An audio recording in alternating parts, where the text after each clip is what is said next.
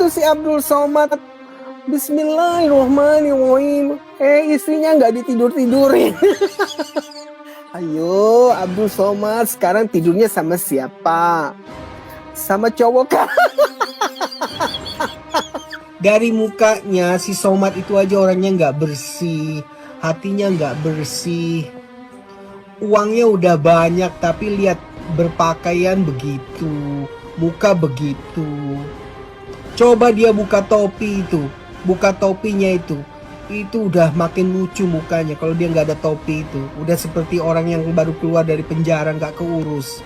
Assalamualaikum warahmatullahi wabarakatuh. Oke pemirsa, pada video kali ini saya Pandita Raja akan membongkar siapa sih sebenarnya iblis betina yang satu ini, yang sukanya menghina dan memfitnah Tuan Guru Ustadz Abdul Somad. Oke pemirsa, mari kita simak videonya.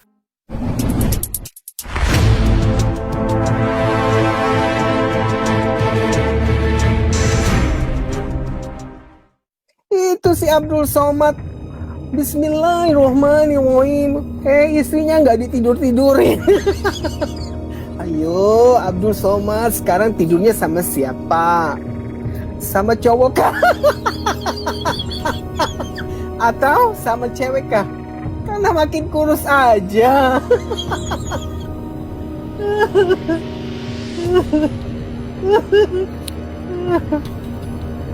Dari mukanya si Somad itu aja orangnya nggak bersih, hatinya nggak bersih.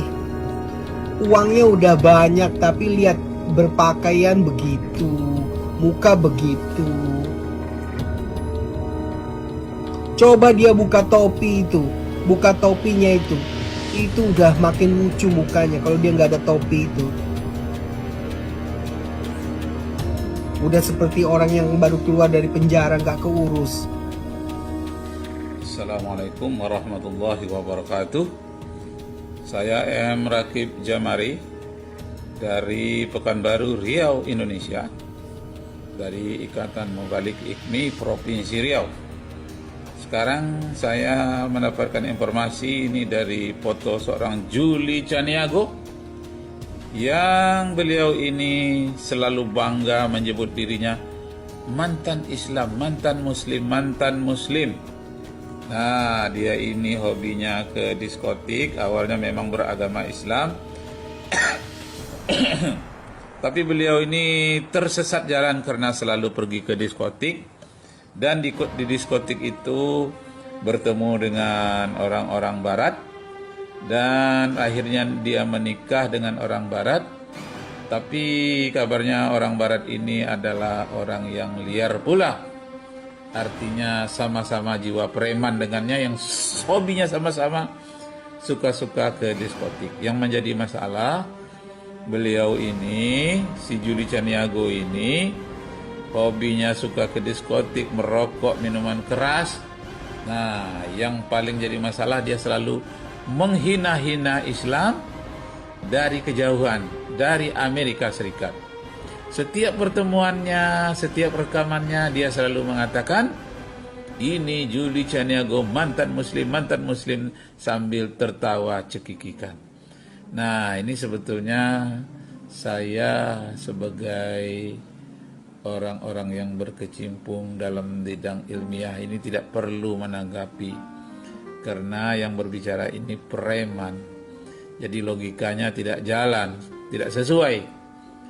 Tetapi kadang-kadang ingin juga saya ingin rasa ingin tahu bagaimana penyakit Juli Caniago ini bisa dia menjadi murtad, dan saya khawatir akan diikuti oleh Juli-Juli lainnya yang bukan Caniago. Nah, supaya remaja-remaja kita terhindar dari pemurtadan seperti ini.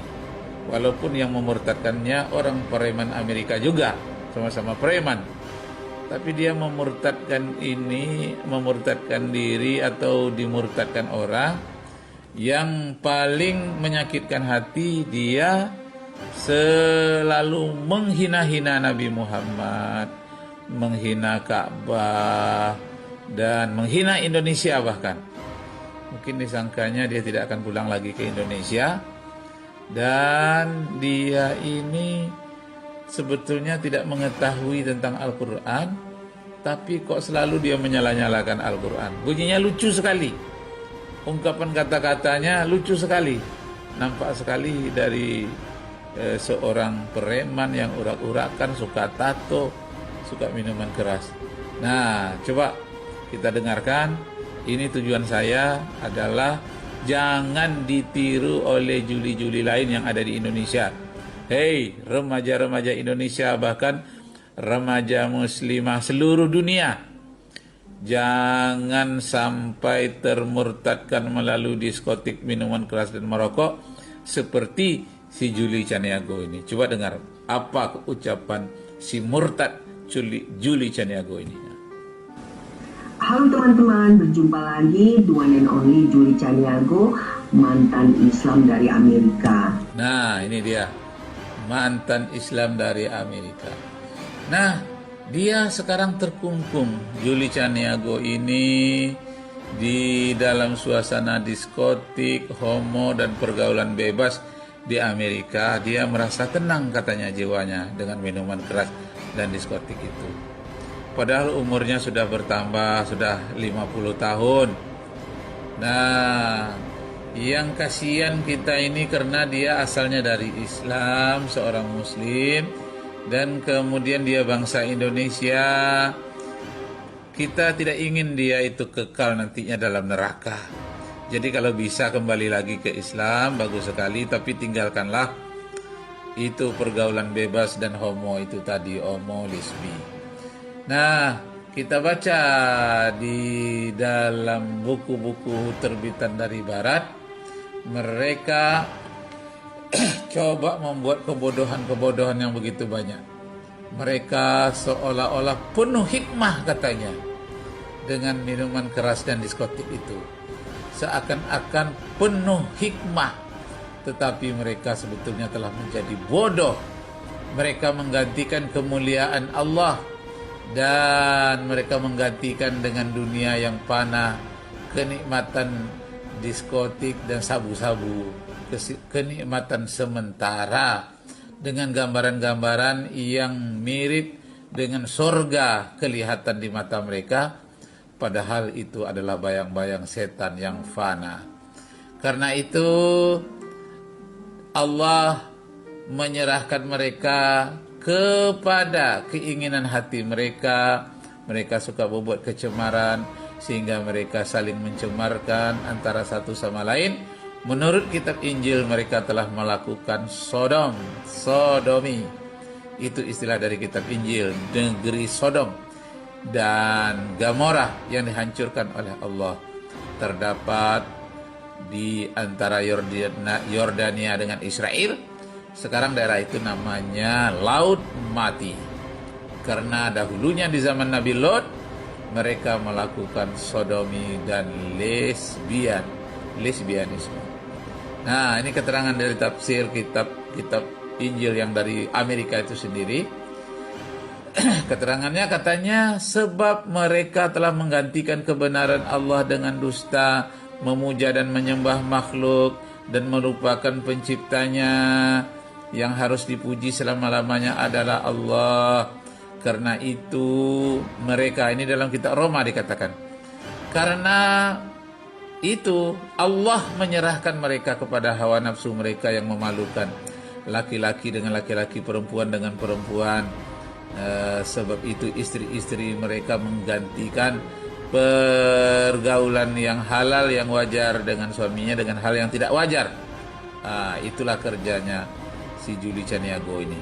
Nah, dalam khotbah orang-orang Nasrani di Amerika pun sebetulnya walaupun di negeri mereka seperti itu, mereka masih mengingatkan, katanya demikian juga dengan suami-suami mereka di Sodom itu, meninggalkan pergaulan yang wajar dengan istri-istri mereka, dan mereka menyala-nyala dalam birahi mereka sendiri, seorang terhadap yang lain, sehingga mereka melakukan kemesuman laki-laki dengan laki-laki. Ini dalam kitab Injil sendiri. menurut pendeta dari Amerika. Katanya diambil dari kitab Roma pasal 1 ayat 22 sampai 27. Nah, apalagi Al-Quran. Kitab Injil saja yang populer di Barat telah melarangnya. Ini mereka pula yang melakukan di Barat itu sendiri.